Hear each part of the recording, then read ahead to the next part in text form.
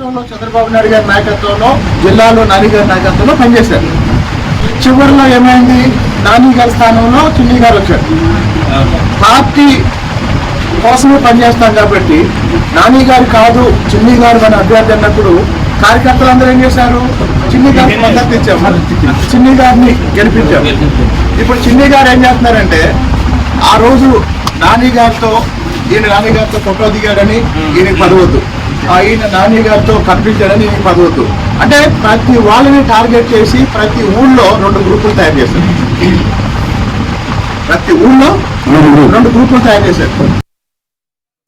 చెప్పులతో కొట్టించుకుని కొంతమంది ఆడవారిని రోడ్డు మీద కొట్టి ఇవన్నీ మరి విపరీతమైన మనస్తత్వాలు పార్టీ అధిష్టానం దృష్టికి వెళ్ళి ఆ రోజు మీరందరూ కూడా చెప్పడం జరిగింది.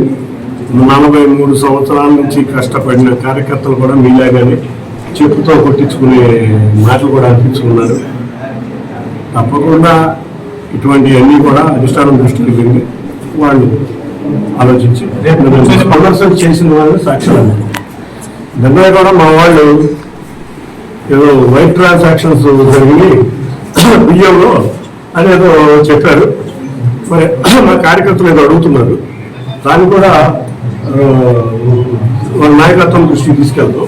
మరి అదేంటో నిజమో లేదో మరి ఆ ఆరోపణలు చేసిన మా కార్యకర్తల దగ్గర మీరు డేటా తీసుకుంటే బాగుంటుంది. ఎందుకంటే నాకైతే తెలియదు.